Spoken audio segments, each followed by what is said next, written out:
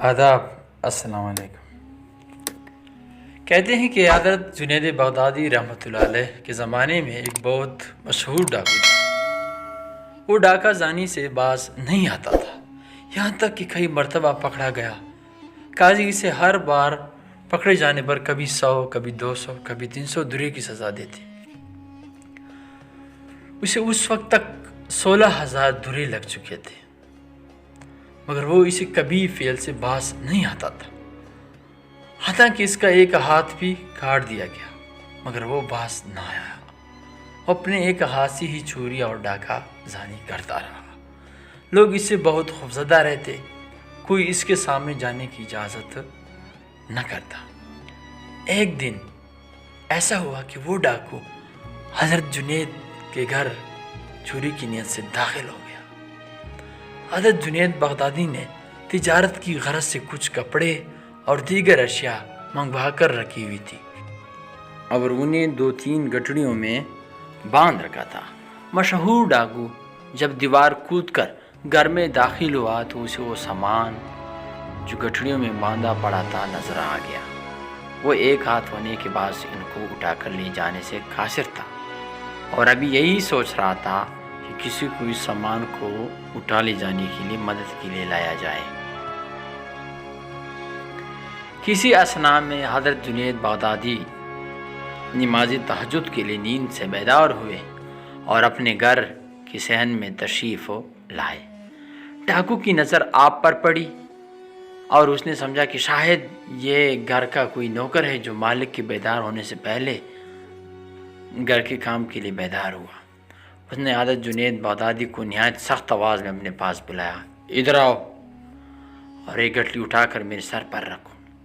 حضرت جنید بغدادی اس کی جانب بڑھے اور گٹلی اٹھا کر اس کے سر پر رکھ دی۔ اس نے جب دیکھا کہ گھر کا ایک نوکر اس کے روب میں آ چکا ہے اور اس کے احکامات کی جوں کی توں تعمیل کر رہا ہے تو اس نے بجائے اپنے سر پر گٹڑیاں رکھنے کے بجائے جنید کے سر پر گٹڑی اٹھانے کا ارادہ کیا اور انہیں اس سخت لہجے میں حکم دیا کہ میرے سر پر یہ گٹڑی نہ رکھو بلکہ اپنے سر پر رکھو۔ حضرت جنید بغدادی آمادہ ہو گئے۔ اس نے اپنی ایک ہاتھ سے گٹڑی آپ کے سر پر رکھنے میں مدد کی۔ جب آپ نے گٹڑی سر پر اٹھا لی تو اس نے حکم دیا کہ جلدی کرو اور میرے ساتھ چلو، فجر ہونے والی ہے اور سورج کی روشنی ہو جائے گی۔ اس سے پہلے تم نے یہ گٹڑی میرے مطلوبہ جگہ تک چھوڑ کر آنی ہے، اور اگر تم نے دیر کی تو میں تمہاری ڈنڈے سے مرمت کروں گا۔ حضرت جنید بغدادی اپنا مال اپنے سر پر رکھ کر اس کے گھر کی جانب چل پڑے۔ حضرت جنید بغدادی راستے میں تھک گئے۔ وزن زیادہ ہونے کے باعث آپ کی سانس بھی پھول چکا تھا۔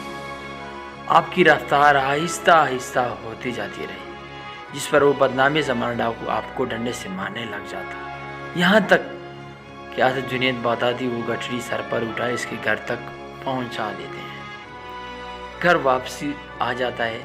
بدنام زمانہ ڈاکو نے ایک دن گزارا اور رات کو نہایت نیند سے سویا اور اگلی صبح اٹھا۔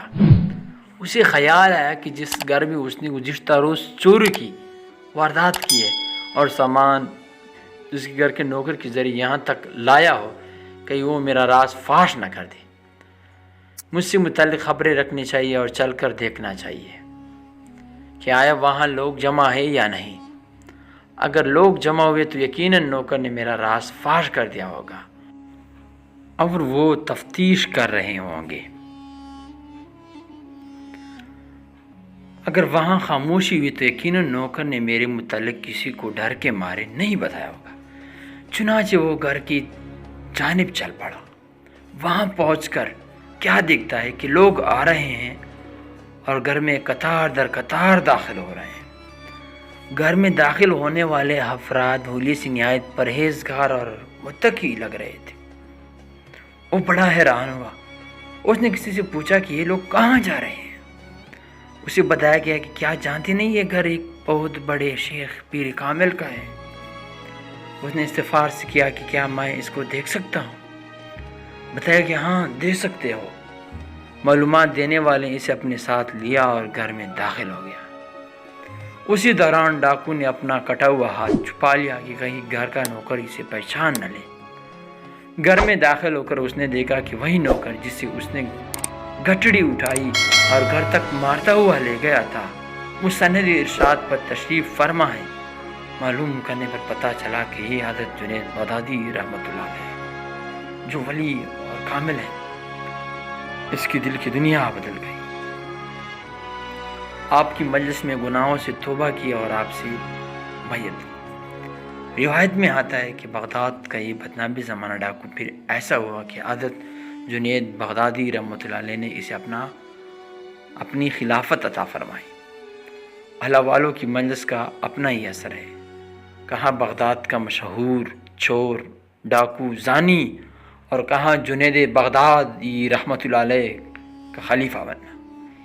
یہ اللہ والوں کی محفل کا اثر تھا کہ دل کی دنیا بدل گئی ہے اور راہ راست اختیار کی۔ بحوالہ تذکرہ اولیاء۔